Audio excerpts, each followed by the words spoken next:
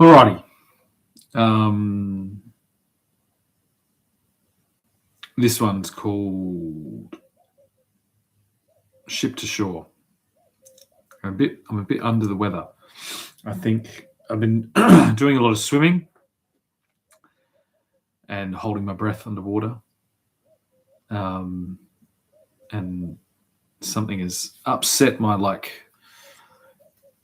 equilibrium on sinus. I just feel queasy, kind of like seasick, which is appropriate for what this is. It's called Ship to Shore. 1901 was when Australia federated.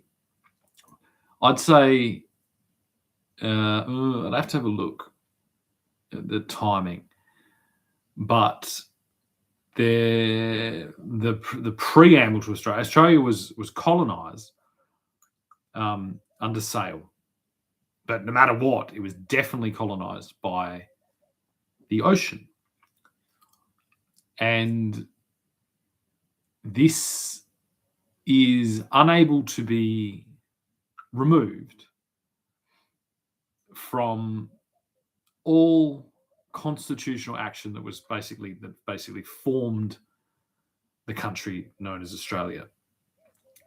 And considered within this, considering most interactions were from Europe, perhaps the United States, Africa, the different places, or Asia, but that was it was like a month minimum journey by ship. That was it. And this was literally, and it would have been 1901. It would have been now 19. Obviously, when my father was, I was about to give a reference to my father. This was how the world worked when my father was born, and when he was, in his teenage years and his 20s. Is like there wasn't international flight like this. If you've ever watched the movie The Aviator, that has a really good kind of depiction of this race and that's about cross the Atlantic. Now, previous to that, cross the Atlantic, that's where we had the ships, the ocean liners. This is the Titanic, and Queen Mary, all these ocean liners, and these went everywhere, and they moved people, and then there was the shipping. But this was the case, I'm going to say, until in Australia, the 1960s, but I'm not exactly sure. Somewhere around there, could be the 50s or the 60s, till international air travel became a feasible option. And this is extremely important when we go through and analyze this battle for the new ground. So basically, the new shipping, you can imagine a graph. It's like we arrived. Let's go all the way, but let's go to Captain Cook, right? Captain Cook arriving on the Endeavour. Endeavour is a sail, full sail ship. There was no mechanical alternatives. There was only sail. That was it. So Australia was colonised under sail, and then I would argue it was federated under sail as well. But no matter what, it was definitely federated on shipping, on our coastlines, and by under naval protection by the British Navy, by the Royal Navy, and by the British Empire. And so Australia, as we know it, see, you think of the map of Australia, everyone thinks, oh, everything inside that. It's like, no, it's everything, like it's the boundary. That's Australia. And then the territory within is kind of held in agreement with the protection of the boundaries. It's like, this is, I'm almost certain, exactly how our constitution, how our federation, how our country actually sits. And the problem is that there has been a technological evolution that has gone all the way from people arriving on sailboats, you know what I mean, and literally rowing rowboats to where they would live and and raise their families for multiple generations, to what happens now, and this is a jet-setting international airline migration, and travel. So this is where you get an effect from my paternal line in this family, like, and I'll have to say it like this. I'll go from the eldest member, which I am the member. I'm the eldest of the eldest of the eldest of the eldest for quite a few generations, which is a bit of a thing in my culture. That's how we do things. And not one member of that family has returned to England in 185 years, because we arrived under sail and we were busy kind of being Australian, doing Australia. My father was the closest. He traveled around a lot for his work, but still, he never went back, and it was the first place on his list. Really, it was just expensive,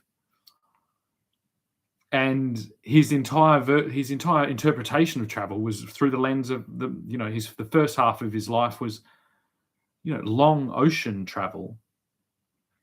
Was really, I think he went to Singapore, went to Malaya, I think all on ships, came to Perth on a ship, literally hitched a ride on a ship from, I think, Singapore to Perth. And this is when he migrated to Australia with a lot of the Irish and English migrants at that time. But he didn't migrate here as an immigrant. He interfederally migrated as an Australian. And so this is like, there are so many levels to how we need to fucking piece this together that it's not even funny, because we've got people landing in the last 40 years calling themselves Australians who have left Australia back to their homeland multiple times,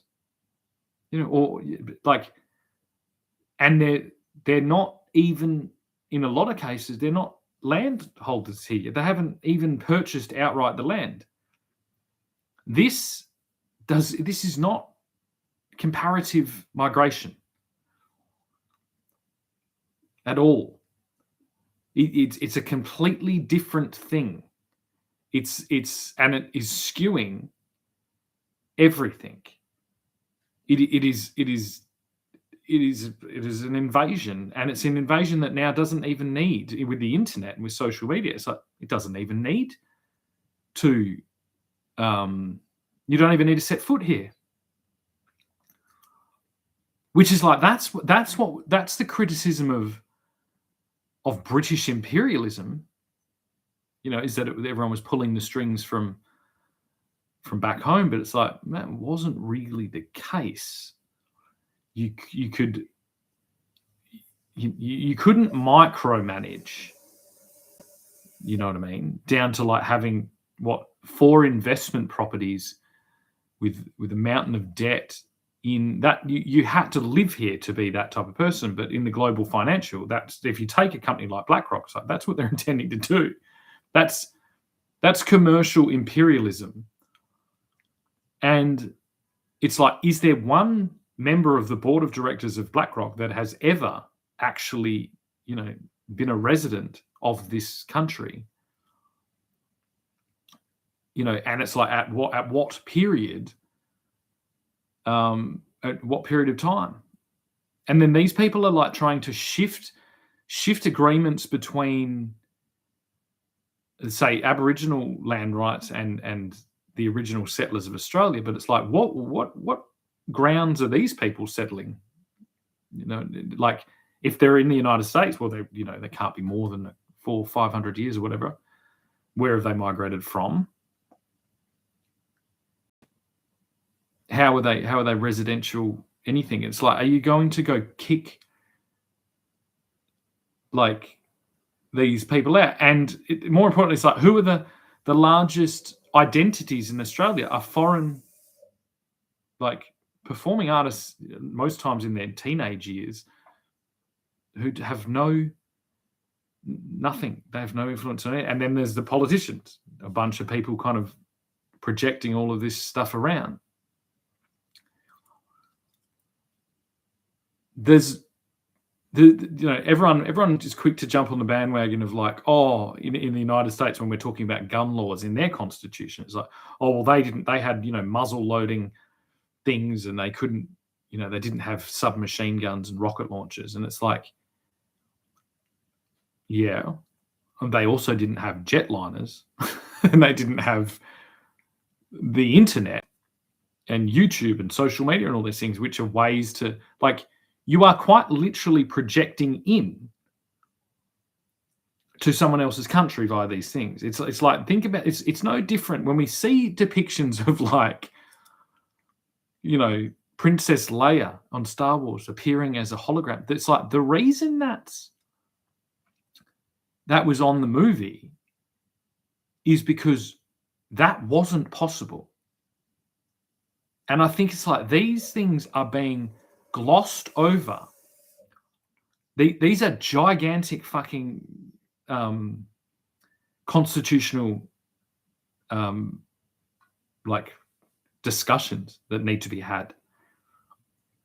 The reason, help me, Obi-Wan, you're my only hope. The reason she's projecting, like, yeah, we don't have that, but we do have this, which is the same. And it's not like this is a higher level. This isn't one little secret message, like, in a droid that's shipped off where it's like repeating. It's like, this is daily updating. This is non-stop.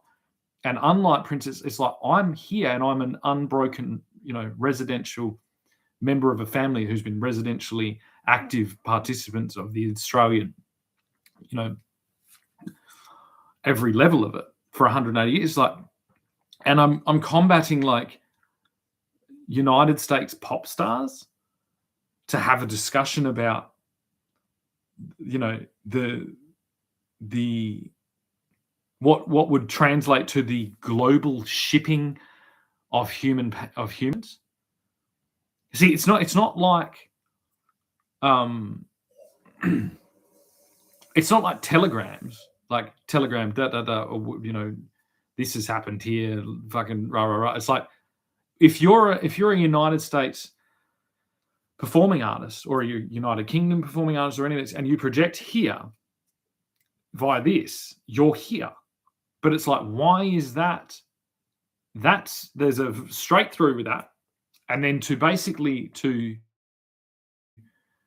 analyze and to negotiate and to politically balance, or to legally declare actually the status of this super is I'm forced to be, some weird non-existent person, and I just can't fucking understand how this is all, and then we're having a conversation about hate speech. It's like, what the fuck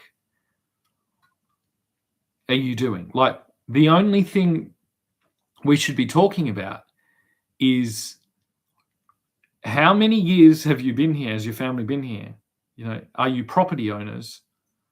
How many times have you flown out of here and left? And that's it. Like, if you get to the argument, and this is what Aboriginal people say, they're like, basically like, I don't have a passport.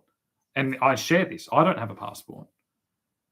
they don't have somewhere else to go, and neither did all the pioneering family, and this includes the convicts who pioneered and colonized and federated this country. Most of the damage done to our larger agricultural region have been caused by this, projected projected influence on the management of this land. And I think of our politics. And it's like, well, what type of federation is that? And the whole thing is just swirling right now. And then there are domestic acts of what I would call obstruction of justice or treasonous,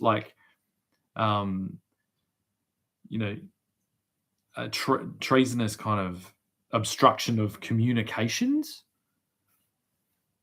which would have been so imagine basically if this was 1922 and I'm trying to run for governor or senate or political whatever premier or something like that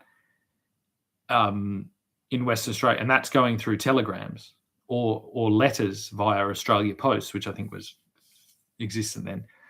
It's like if Australia Post was found to be stockpiling my letters and putting them off in something and favouring the letters of some, it's like that's a huge constitutional crisis.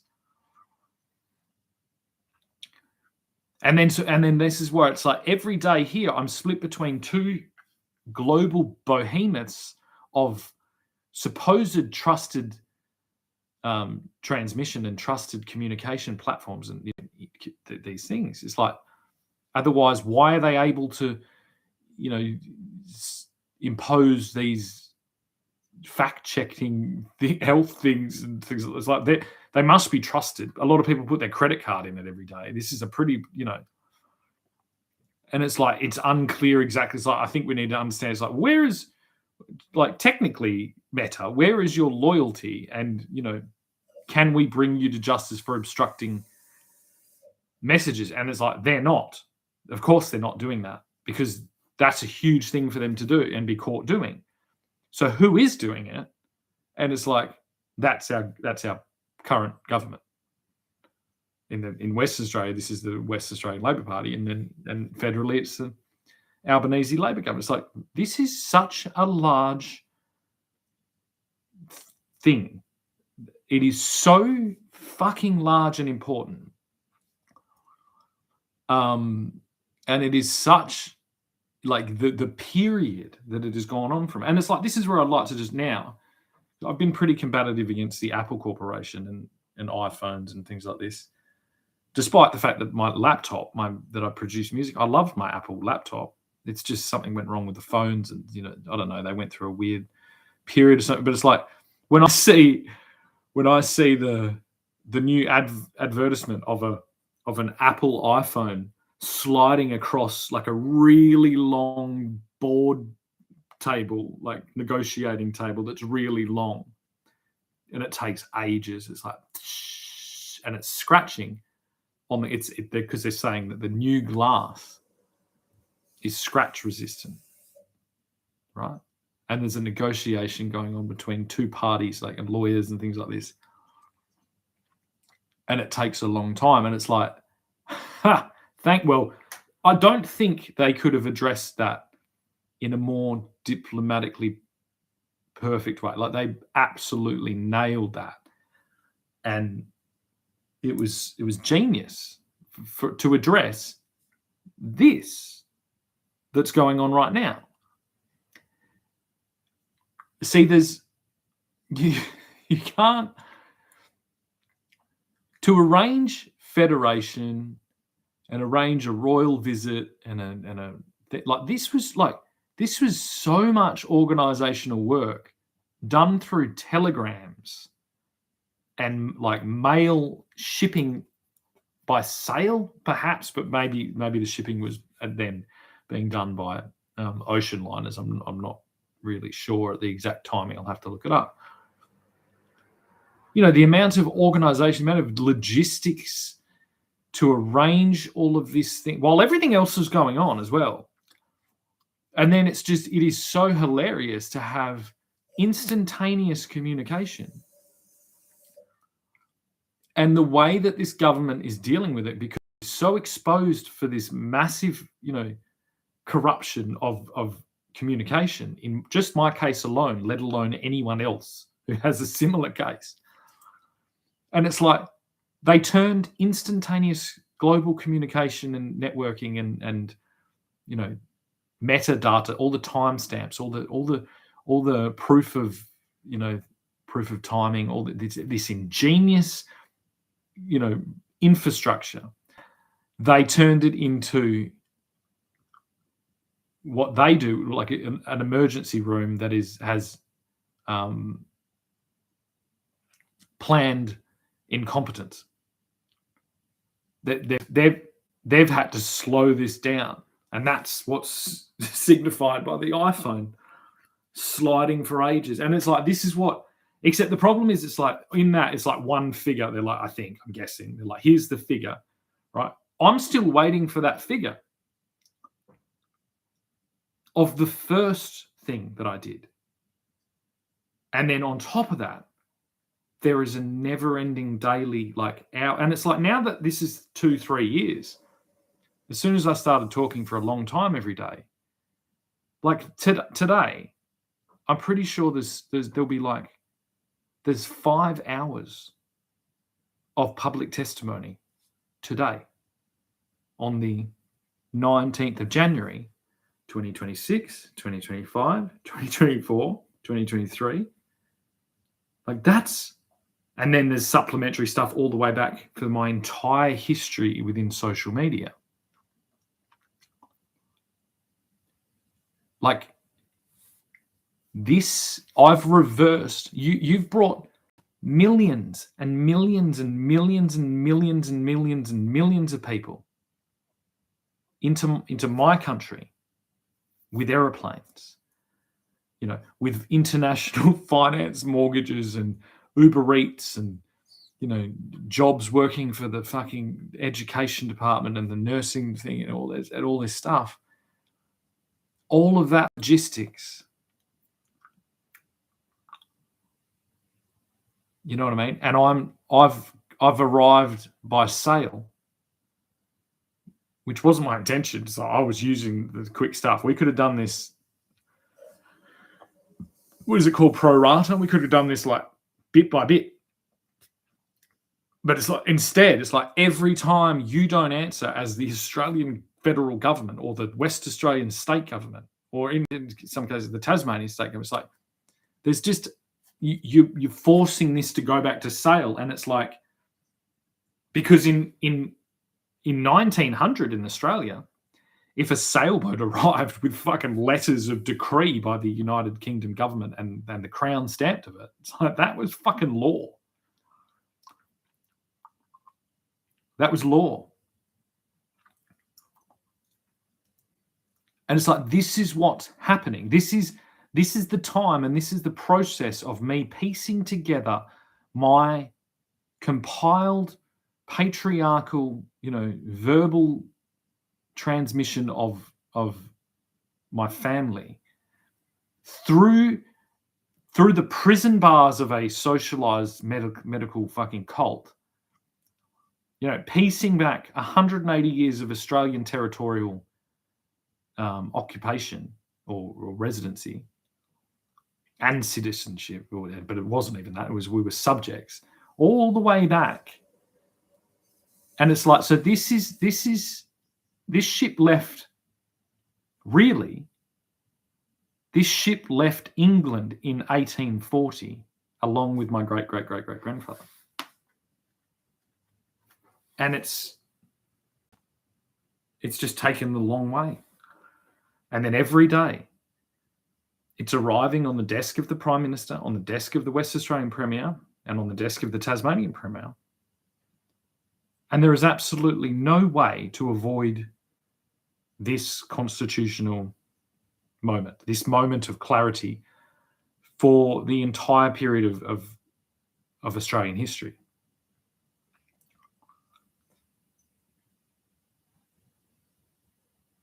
Imagine, smaller, and I'll have to delve in, and I actually feel very queasy, so that I'm having a bit of trouble with this, but again, committing to doing this. Like, let's try and figure out an analog to this phenomenon. And it's literally like, imagine you commit and buy fully a piece of land that is isolated. You commit to make it into a meditation sanctuary to align with all this woke hippie fucking new age bullshit. And you purchase this, you license it, you register it with this intent, you do all these things, you commit all this whatever, and then they build like a fucking abattoir that encircles it. And then your only hope is to train pigeons to fly out of this sanctuary back to the place. No, I'm already fucking lost. But it's like, these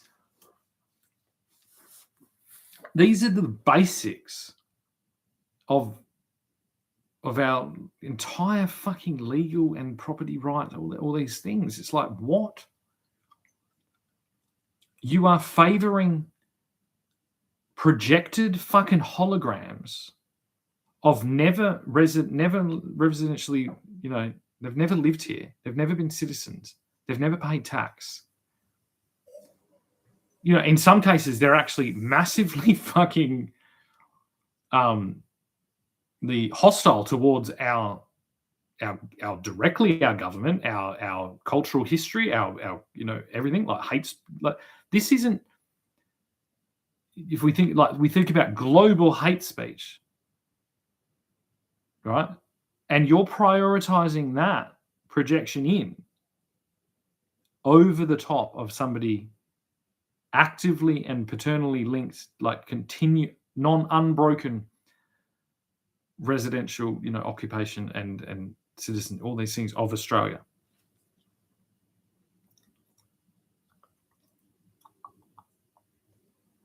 And you're talking to me about the dangers of social media? Do you know what I mean? There's no impedance to the Australian government's projection on social media. I see Anna Kells all the time. I see Anthony Albanese all the time. The problem is, it's like, Andrew Tate has never been a citizen of Australia. You yourself say he's dangerous, misogynistic, fucking da-da-da. He's aligned with terrorist things. He's a sex trafficking, rapist, fucking provocateur. And it's like, and you want to blame social media for that. The problem is like, you filtered out Australia. You didn't filter out the destructive things. And that's no different than a fucking shipload of fucking pirates arriving at every port.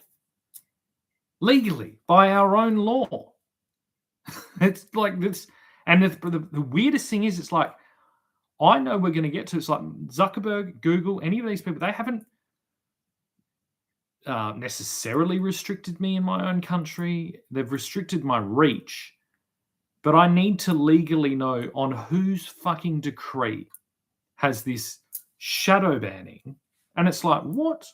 What are we talking about shadow banning? It's like, I'm propositioning to basically to sort out 100 years of this technological, like, shortcutting and, fast tracking of immigration and false immigration, like indebted, and basically contracted, because if you're taking on this thing, you're contracting the capture of Australian territory. to a foreign financial institution. And it's like, that's, that there's levels of that are acceptable. It's like, I'm not in that. I'm not in that. I'm having to compete.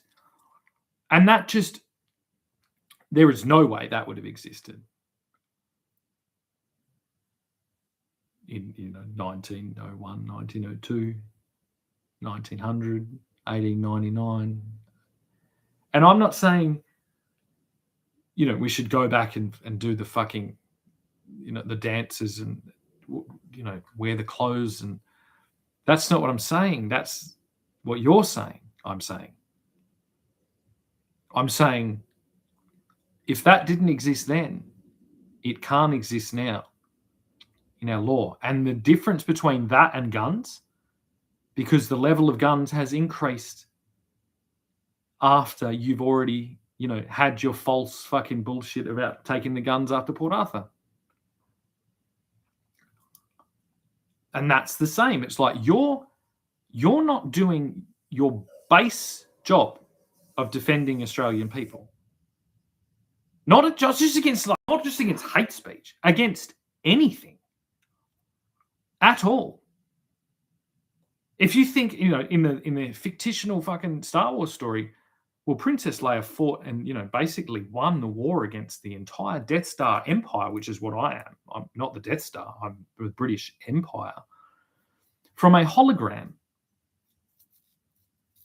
to an orphan fucking, orphan Luke Skywalker. It's like, well, if that was possible via one little, smuggled in hologram of a princess, it's like, what's possible with 24/7 algorithmically fucking, stimulated digital time zone casino pornography fucking super highway?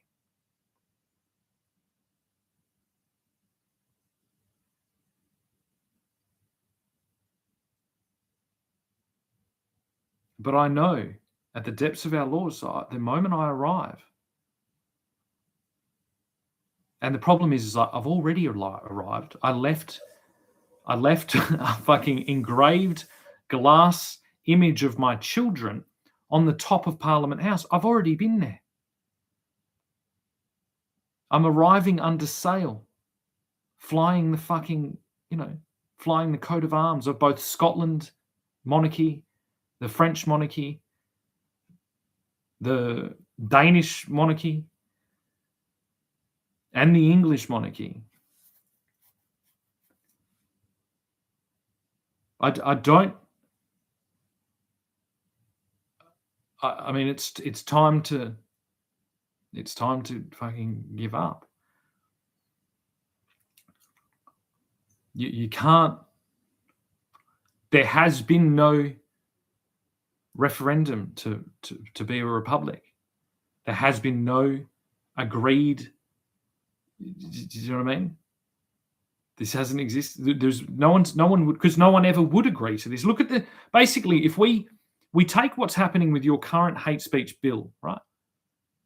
Well, if I write the bill to get from 1901 to here, specifically involving the projected influence of foreign hostile forces, and making it comparable to, basically shiploads of pirates, or even further back, shiploads of Vikings, or an invading caravan of, Muslims. It's like, well, that looks really bad. That looks extremely bad. Do you ever cook dinner, do laundry, or tidy? I love, honestly, it's, oh my God. I don't even need to say anything more about that. That says everything that I need to fucking hear. No, but you will, mate, when your fucking Islamic fucking, masters fucking pussy whip your fucking little bitch fucking cuck ass down to the fucking harem that you fucking bent over and fucking let in the back door of my country, you fucking absolute cocksuckers. It's fucking absurd. It's like, no, I don't. Do you?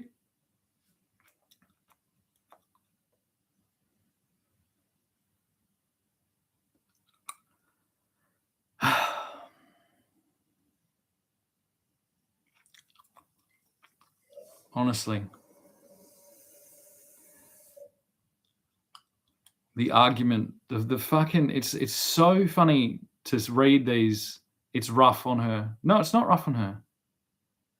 It's like I'd every day I try and leave here and she says no, which is actually none of your business at all. But you are implying that it is your business because you're some type of communist knight in shining armor who goes around and adjudicates other men to what they're doing domestically, when you're actually abandoning all your domestic defense duties by allowing this fucking communist invasion of our country.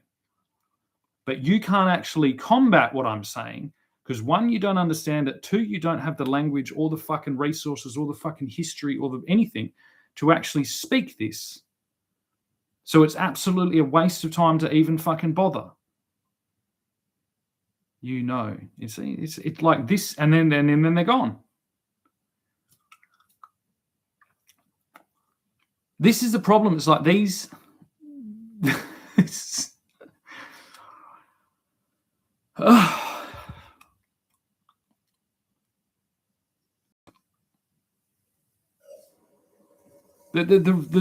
I'll go into it because I may as well. Having a loafer sitting home wearing her clothes. Yeah, mate. Where are you? You're a loafer in my country because you're on a little fucking mouse wheel of socialists that aren't even actually attached to the country. Unless you fucking completely fucking are a completely paid up fucking landowner and have committed to defending your country against communism. Like, you're the loafer. Do you not get this?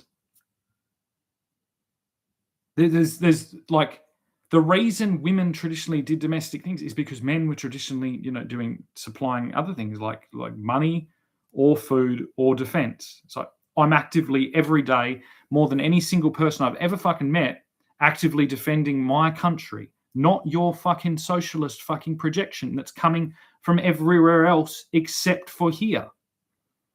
And there is no international fucking law, no national law, no constitutional right for a digital projected fucking platform to do this type of thing. This is digital abuse by fucking Google and by YouTube, by having this constant. Provably, it's like this is 100%. These are distractionary fucking realms of fucking chaotic fucking nowhere land.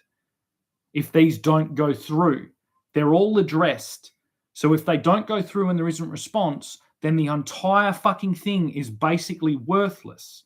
And if the only people that can ever get through is these provocateurs, nameless, faceless, identityless, fucking never a response fucking thing, this fucking null and voids the entire fucking digital economy, which everyone's fucking mortgages, banks, Centrelink payments, financial payments are all held in. This is the fucking importance of this level of shit.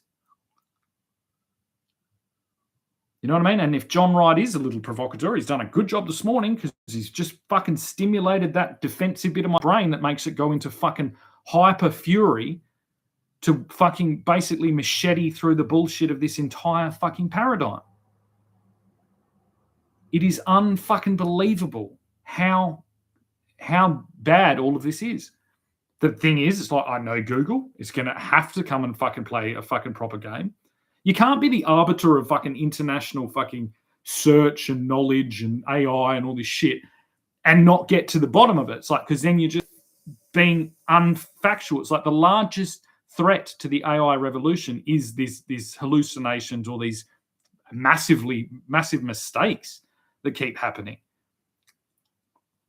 It's inevitable that people are going to use the new technology to do it. It's just that I use AI a lot less than anyone would ever fucking suspect. And that is basically just whittling down Google's fucking investments over the last fucking 2 years to nothing. It's like, I'm not using AI. I'm using my brain to fucking expose these fucking things as basically these are illegal military defenses on Australian soil, on British soil, using our infrastructure, obviously, influencing mass amounts of people and restricting appropriate residentially and historically based information from reaching its point. In other words, it's like the moment I send a fucking envelope with a, through Australia Post with a 40-cent stamp on it that says scale matters and my address, I bring down the entire fucking country of Australia because of this shit. And that's like, so if the entire fucking internet, imagine all this, is replaced by a fucking envelope and a 40-cent fucking stamp. Holy shit, yeah, this is some fucking serious shit. No wonder the fucking Danish government is cancelling their fucking Royal Mail. They're all in. See, the problem is if I was a complete raving fucking loafer, whatever, anything that you declare, it's like I wouldn't know all these things.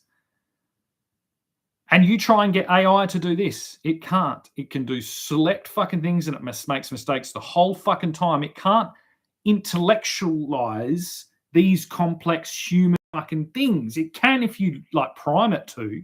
Like I could go put this in now, and that's what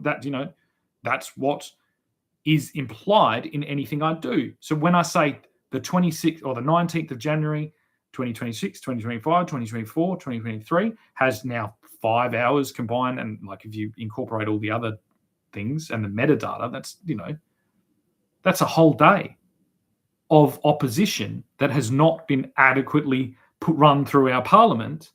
And then you apply artificial intelligence by everything I'm saying and utilize that as a fucking prompt for AI, and then you get all that data. It's like, how many fucking crate loads, container loads of paperwork am I landing on Anthony Albanese's fucking desk every fucking day?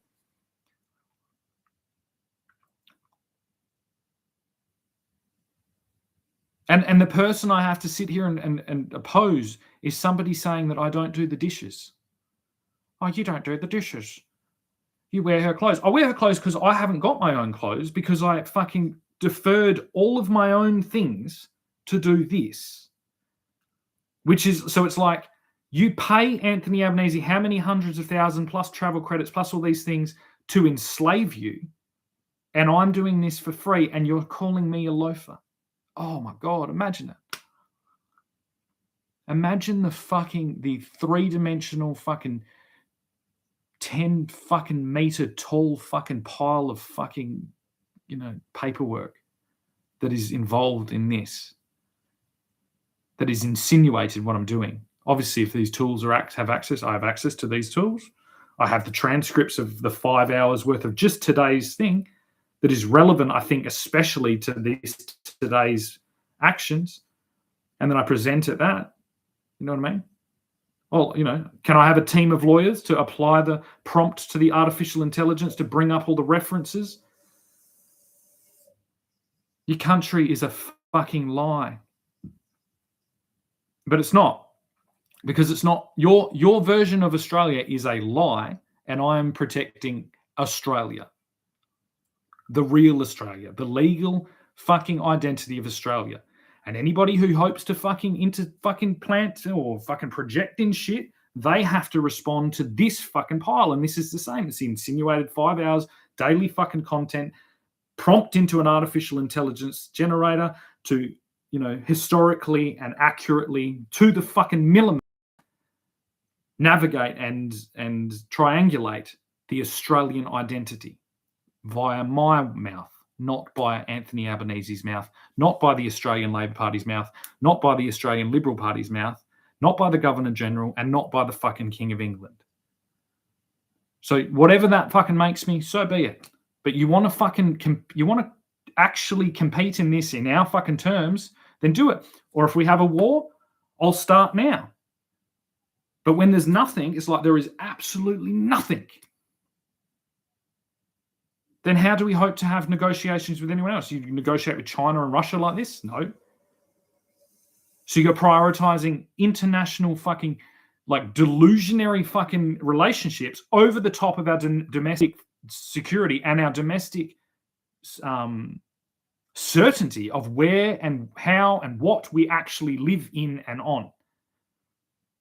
Yeah, all big fucking crimes, big fucking, big problems. Anthony, time to go home, Anthony Albanese. Time to go home. Yeah? You've got to go home now. pack your lunchbox and go home. Go home now. Roger Cook, pack your lunchbox and go home now. Right, go to sleep, have a fucking big rest, do the dishes for the missus, and just get the fuck out of my way.